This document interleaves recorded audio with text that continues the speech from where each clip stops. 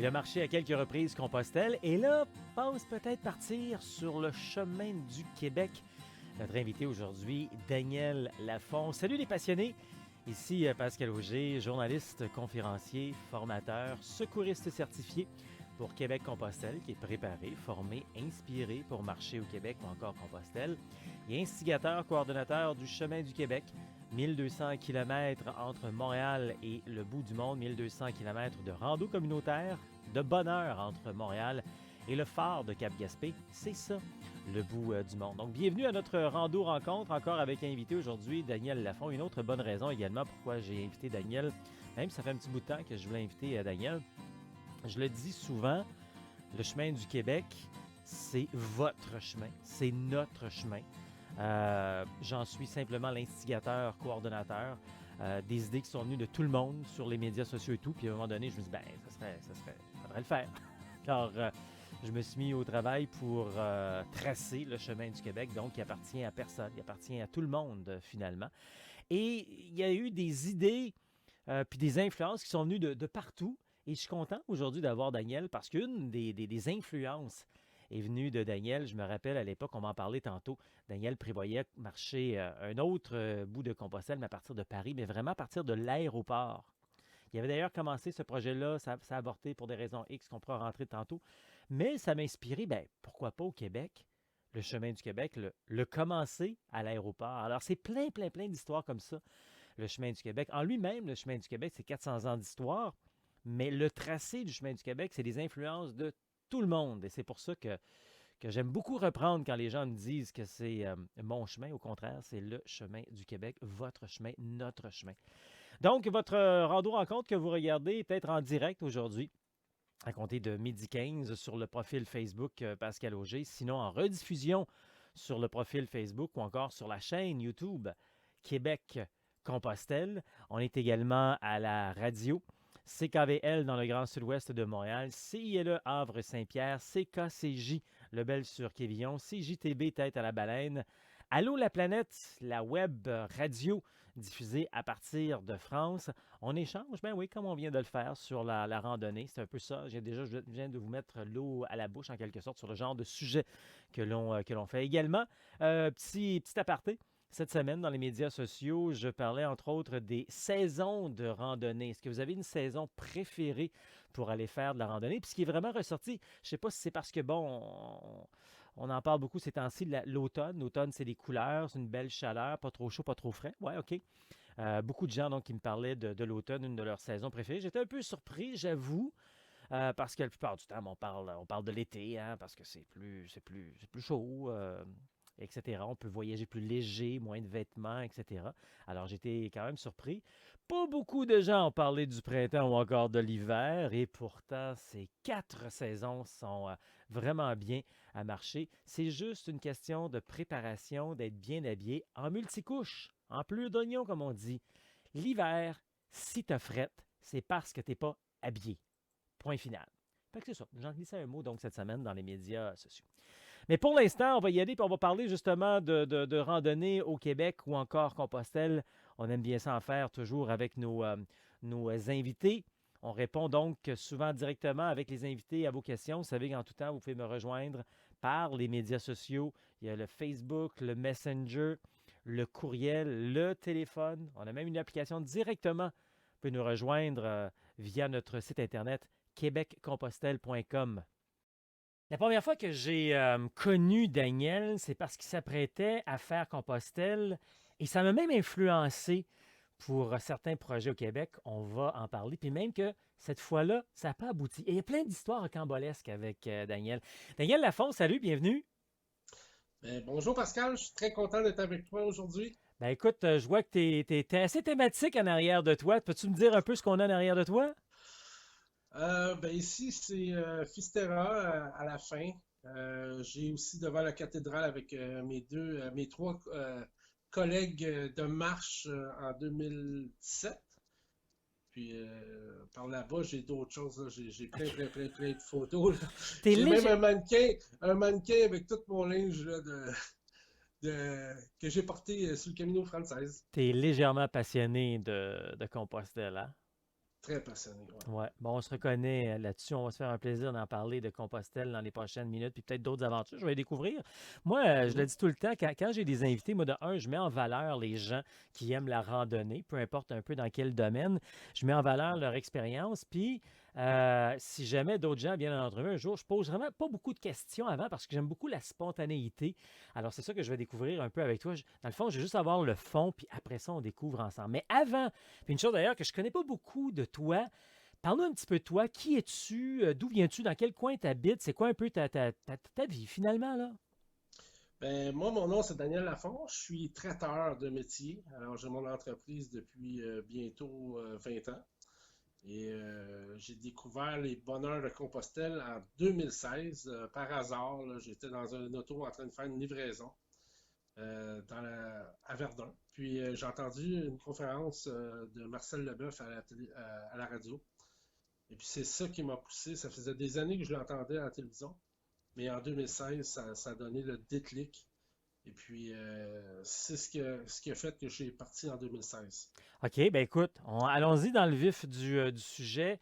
Tu entends ça en 2016. Qu'est-ce qui s'est passé? C'était quoi le déclic? Je veux dire, on a tous nos raisons. Toi, Ouais, qu'est-ce qui ouais. t'a dit? C'est quoi la petite voix dans ta tête qui t'a dit, ben, faut que j'aille faire ça? Ben moi, en réalité, c'est parce que je travaillais trop. C'était comme un genre de burn-out, je te dirais. Depuis des années, je faisais 100 heures semaine. Puis, j'avais des enfants que je voyais pas beaucoup non plus. Même si on reste ensemble, je travaillais tellement, je commençais à 4 heures le matin et souvent je finissais à 10, 11 heures le soir. Et puis, je commençais à en avoir un petit peu assez. Puis, Marcel Leboeuf avait dit à la radio comment ça avait changé sa vie. Lui aussi, il était rendu à un moment de sa vie où ce que le téléphone ne sonnait plus beaucoup avec ses contrats à la télévision, tout ça, et avait décidé d'aller à Compostelle, puis que ça avait énormément changé sa vie. Puis moi, comme je disais, ça faisait comme 3-4 ans que je l'entendais souvent à la radio et à la télévision. Et puis, je me donnais comme une raison de partir. Puis cette année-là, j'étais en manque d'employés. Puis je travaillais vraiment, vraiment trop. Puis là, c'est comme trop, c'est pas assez. J'ai décidé de fermer ma compagnie pendant 3 mois de temps et me faire un beau cadeau et de partir. Alors, ça s'est décidé au mois de mars. Puis j'étais pas en shape pour partir non plus. Je marchais, j'ai toujours été un grand marcheur, mais tu sais, Compostelle, il y a quand même une certaine petite entraînement qu'il faut faire pareil pour aller là-bas. Et là, au mois de mars, j'ai annoncé ça à ma famille. Et naturellement, comme je dis souvent, encore là, je suis un peu dans le même problème, mais j'ai toujours un surplus de poids, moi. Alors, quand j'arrête de marcher, exemple au mois d'octobre, du mois d'octobre jusqu'au mois de mars, c'est assez fréquent que je peux prendre 40 livres très facilement. Puis j'étais, j'étais rendu là au mois de mars. J'avais pris 40-50 livres de trop. Et là, je m'ai donné comme objectif de partir le 24 juin, c'est-à-dire à la fin des écoles. Et j'ai perdu 56 livres avant de partir. Avant de Puis, partir. ouais, avant de partir. Et là-bas, j'en ai perdu un autre 25. Mais, mais, mais je trouve ça important quand on décide d'aller faire une grosse épreuve comme ça, de le mériter. Puis là, j'avais l'impression que je le méritais parce que j'avais suivi mon régime à la lettre, j'avais pas triché, j'avais marché à chaque jour, puis j'étais vraiment, vraiment passionné. J'avais hâte d'arriver là-bas pour la première fois en 2016. J'avais jamais pris l'avion pour aller en Europe. Alors, tout était nouveau. Je savais pas exactement où est-ce que je m'en allais parce que je regardais pas tellement YouTube dans ce temps-là non plus parce que je voulais me laisser surprendre. Alors, ben, c'est ça, hein. Je suis arrivé, j'ai débarqué à Bordeaux et j'ai fait j'ai pris le train TGV jusqu'à Saint-Jean-Pied-de-Port, là, 1 heure avant, à Bayonne. À Bayonne. Bayonne, un autre autobus, une autre heure jusqu'à Saint-Jean-Pied-de-Port. Puis, ma marche a commencé le lendemain matin. Naturellement, c'est sûr qu'il y a un décalage horaire parce que les avions ici, à Montréal, pour aller en France, souvent on part à 10h30 du soir. Alors on arrive le matin là-bas, l'après-midi, parce qu'il y a 6 heures de décalage. Et j'avais quand même mon décalage dans le corps un peu à la première étape qui était les Pyrénées, qui est pas mal la plus dure du Camino française. Alors, moi, quand j'ai fini la première étape, je me demandais, j'espère que c'est pas ça tout le long. Je vais avoir de la misère à continuer. Mais finalement, j'ai fait tellement de belles rencontres. J'ai été, j'ai été tellement touché par les valeurs des gens là-bas que le chemin est resté en dedans de moi depuis 2016. C'est simple, c'est ça. Ton histoire ressemble beaucoup à la mienne, un peu les raisons du départ, travailler beaucoup, Ouais, plein de choses qui se passent dans notre vie et tout. Puis, t'es allé, t'as fait un peu comme moi également. On a fait la partie. On commence pas mal tous avec le Camino français. Est-ce que, parce que moi aussi, j'ai commencé le lendemain matin, trop ouais. excité, tu sais, c'est comme. Puis, est-ce que tu as traversé les Pyrénées au complet ou t'as arrêté à Horizon? Non, j'ai arrêté à Horizon. La première année, j'ai arrêté à Horizon. Sagesse. C'est bon Puis ça. j'ai très, très, très bien fait parce que, en réalité, il y a comme une pause à faire. Tu sais, comme contempler les montagnes muscotées. À Horizon, c'est tellement beau. Mhm. Et oui, j'ai arrêté à Horizon et le lendemain matin, j'ai reparti vers 7 heures le matin et je suis arrivé jusqu'à Roncevaux. OK. Et ça, c'était extraordinaire. La première fois qu'on passe en Ouais. Espagne. Sagesse, parce que moi, justement, j'étais trop Wow. excité. Toi, t'es allé J'utiliserai jusqu'à pas là-bas? des exemples qu'on pourrait utiliser de jeunesse quand ils sont trop excités, mais mettons que j'ai manqué mon coup dans ce sens que moi, j'avais prévu arrêter à Horizon. OK. Mais je suis parti le matin à 8 heures du matin de Saint-Jean-Pied-de-Port. Écoute, j'étais à Horizon, il était 10h30, 11 heures. Ouais, exact, Fait que exact. là, tu te Ouais, dis, je vais-tu rester ici pendant 24 heures ou presque, là? Fait que j'ai dit ouais, non, j'ai continué. Puis c'est correct, tu sais, j'étais raqué, là. Mais aujourd'hui, ouais, quand je repense à mon affaire, comme je suis arrivé tard à Saint-Jean-Pied-de-Port, j'ai pas eu le temps de visiter Saint-Jean-Pied-de-Port. Donc, le ouais. lendemain matin, j'aurais dû prendre ma journée, puis après dîner, là, début d'après-midi, monter vers Horizon. Mais regarde, ça, c'est une autre histoire. Mais dis-moi, ça, c'était en 2016. Mhm. Donc, tu as tripé, eu du plaisir, etc. Camino Frances, de Saint-Jean-Pied-de-Port jusqu'à Finistéré, ça. Ouais, ouais. Mais quoi, t'as pas compris? T'es retourné l'année d'après faire exactement la même chose? Écoute, le mot t'as pas compris s'applique à moi. Je vais te le dire OK. pourquoi. C'est vraiment, vraiment ça. Les 10 premières étapes, si je recule en 2016, les 10 premières étapes, j'ai eu vraiment, vraiment beaucoup de misère. OK. Je trouvais que je trouvais que je rushais pas mal. C'était dur physiquement. À un Ouais. moment donné, j'ai rencontré un pèlerin sens contraire à moi, OK. un Français qui trouvait que mon sac était pas bien ajusté. Ah. Alors, il s'est arrêté, puis là, on a commencé à jaser ensemble, puis il me disait que c'était normal que les 12 premières étapes, Mm, j'ai mal, parce que le corps n'est pas habitué de mm, marcher de longues heures comme ça, et mhm, en plus, en Espagne, il fait chaud, hein. mm. Il fait beaucoup, beaucoup, beaucoup chaud. C'est sec, c'est moins humide qu'ici, mais quand même, il fait chaud, il y a une chaleur. Et le monsieur, quand il est parti, je me disais dans ma tête, parce qu'il venait juste de me dire que c'était son 6e fois qu'il faisait le Camino Frances, et lui, il fait aller-retour. Mm. Et moi, je me disais, mais qu'est-ce que le monsieur n'a pas compris dans ma tête quand il est parti? Je me disais, ben, moi, j'ai fait 10 étapes, j'ai déjà tout compris, mais non. Parce que ce qui arrive, c'est que quand tu fais le chemin de Compostelle, ça rentre comme une tonne de briques à l'intérieur de toi, Mm. parce que moi, ce qui m'a impressionné du chemin, il y a le chemin, mais c'est tout ce qui est alentour du chemin que moi, je voudrais mettre un peu d'emphase. C'est les rencontres qu'on fait là-bas. Tu sais, souvent, on lit des livres, puis il me semble que c'est pas marqué dans les livres que les belles rencontres qu'on fait. Euh, Tu sais, les valeurs humaines aussi des gens là-bas, c'est impressionnant. Mhm. Eux, c'est familial. Puis, tu sais, nous, on travaille pour vivre. Eux, ils vivent pour travailler. Alors, c'est un peu différent. Ouais. Ouais. Puis, j'ai été marqué. Et l'année d'après, c'est que moi, ce qui m'est arrivé, c'est que j'ai fait la rencontre de mes trois amis ici, trois amis français durant la première marche. Puis mes amis, ben, ils ont fait plusieurs choses pour moi. Dont une, c'est que moi, je les ai rencontrés à Saint-Jean-Pied-de-Port au départ de mon premier voyage, finalement. Et un peu plus tard dans l'aventure, ça, c'est des Français qui marchaient par étapes. Là, genre, ils faisaient 6 étapes une année. L'année d'après, ils Le refaisaient une classique autre des 6 étapes. Européens, là. Oui, exactement. Et là, ils m'ont appelé quand j'étais rendu une étape avant Compostelle pour me dire: Hey Daniel, on s'ennuie trop de toi. On s'en vient en auto. On s'en vient te rejoindre à Compostelle. Puis à Compostelle, on s'en retourne à Fistera avec toi. Et j'ai trouvé ça tellement beau, tu sais, des gens que j'ai juste marché 4 jours. qui font 1000 km en voiture parce qu'eux, ils partent de Bayonne jusqu'à Compostelle. Venez me rejoindre pour un inconnu. Alors, moi, j'ai trippé. Et l'année d'après, eux, ils voulaient continuer leur périple. Alors, je m'ai joint à eux.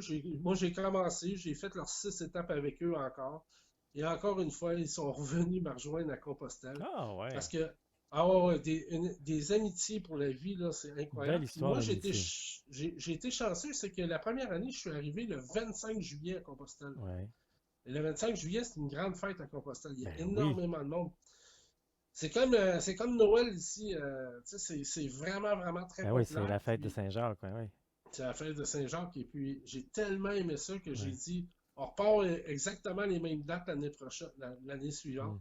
Et on a fait le même chemin avec quelques petites variantes. Ben, faire du pouce sur ce que tu viens de dire, de un, la personne qui t'a rencontré pour t'aider avec le sac, c'est vrai que je veux dire, on le sait, nous maintenant, ça prend Ouais, vraiment, tu sais, à quelque part, ça prend une semaine avant d'arriver et de se déposer sur le chemin, le temps que notre corps s'habitue, puis que nous, on arrive sur place dans le moment présent parce que notre première semaine, on a tout le temps, j'ai-tu bien fermé les chaudrons, la famille est-tu correct, est-ce que tout est bon?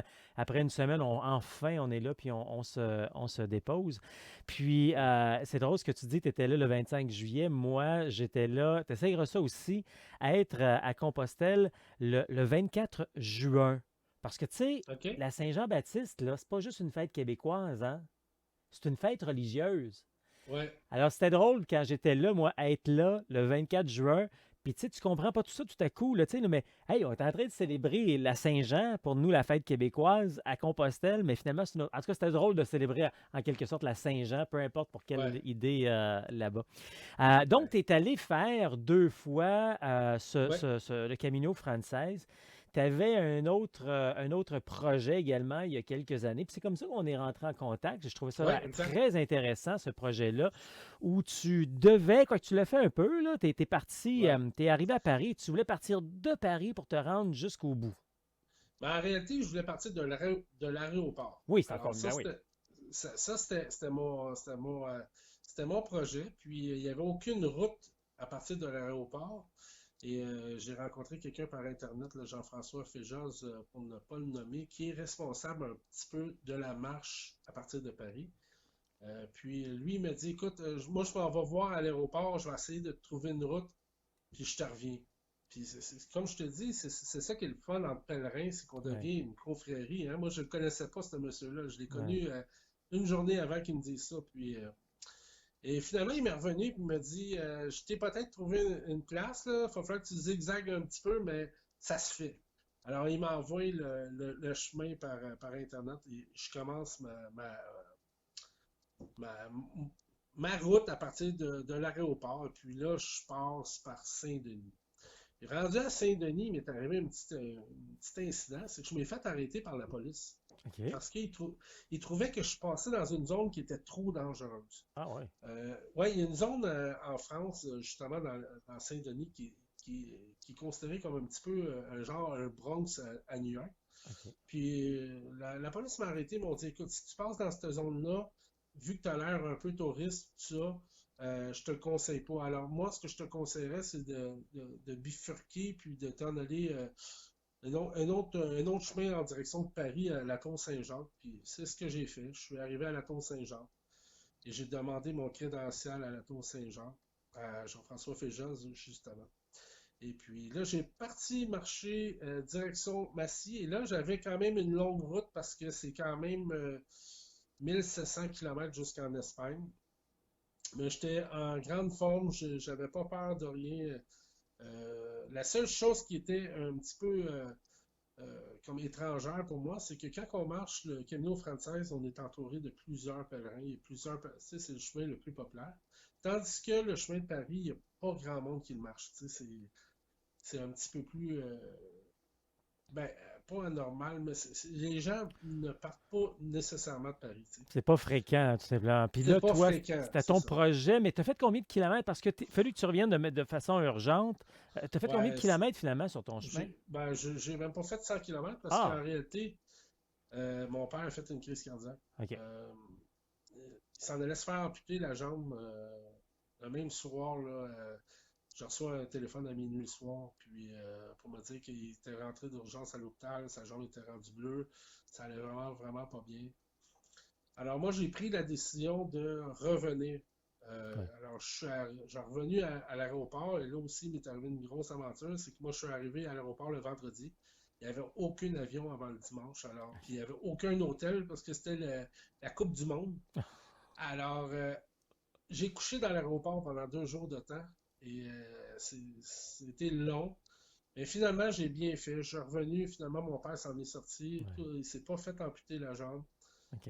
Alors, le chemin m'a aidé là, de ce côté-là. Et l'année suivante, je devais repartir. Cette année, je devais repartir à cause de la COVID. Tous mes billets étaient achetés. Et là, je perds ce beau privilège-là. J'ai changé mes billets 2 fois à cause de la COVID. Et paf, encore une fois, je ne peux pas repartir. Mais ça va être partie remise pour le mois de mai l'année prochaine. Écoute, ça va très vite. Il nous reste à peine 2 minutes. Je veux juste faire Ouais. un point important parce que je. Oh, ça attend un peu, là.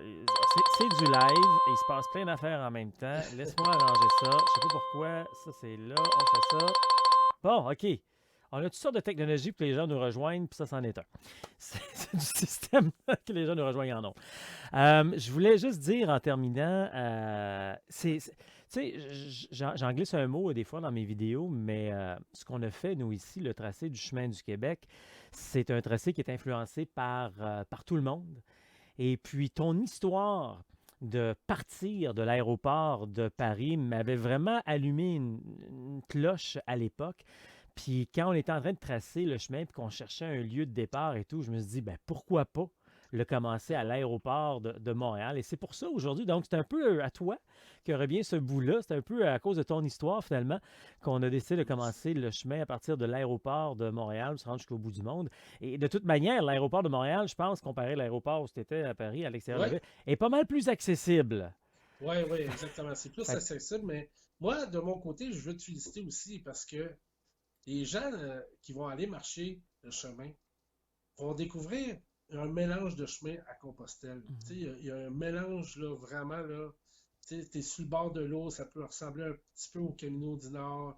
Tu as une portion qui ressemble au Camino français. Tu as une autre portion qui peut ressembler un petit peu au chemin de Paris aussi. Mhm. C'est, écoute, c'est extraordinaire ce beau chemin-là au Québec. On a ça ici. Il faut vraiment en profiter. Puis, écoute, en plus, ils ont le maître de cérémonie par excellence en toi. Fait que ça va être excellent pour les gens de venir marcher ça, là. Ben, merci, merci beaucoup. En terminant, Ouais, dis-moi, tu as été mis en contact avec Compostelle environ en 2016, parce que tu l'as marché en 2016 la première fois, peut-être que tu t'es mis en contact un petit peu ouais, avant. Tu l'as fait 2 fois, tu as eu une troisième, tu es revenu, c'est pas grave, tu connais le concept ouais. et tout. Qu'est-ce que tu retiens de tout ça depuis 4-5 ans? Moi, je te dirais que en gros, c'est que d'un coup qu'on l'a marché, le chemin nous apporte tellement plus que juste la marche. C'est sûr que c'est une marche de randonnée, mais c'est une marche de randonnée exceptionnelle. Puis il te rentre dans la peau. Alors, moi, ce que ça m'a donné, c'est que j'ai découvert une patience que je soupçonnais pas vraiment. Parce que quand on est sur le chemin, on marche des longues heures, tout ça, on devient plus patient. J'ai découvert aussi une façon de penser sur le chemin que je ne connaissais pas moi-même, parce qu'on se perd dans ses idées sur le chemin, hein. On devient, là, j'appelle ça un pensu, là. On pense énormément, on se découvre une portion de notre cerveau qu'on ne connaît pas vraiment. Et là, moi, j'en retiens que du bénéfice extraordinaire pour moi. Ça a changé royalement ma vie. Pour de vrai, là, vraiment, je ne sais pas comment l'expliquer. Je suis rendu une personne différente depuis que j'ai marché ce chemin-là. Et je le conseille vraiment à tout le monde. Puis j'espère que le chemin du Québec aussi va apporter ça aux gens qui vont aller qui vont aller marcher beaucoup de kilomètres comme ça, parce que c'est un chemin de 1200 kilomètres. Alors, on a le temps de réfléchir, on a le temps de penser à soi. Et comme tu dis souvent, on prend le temps.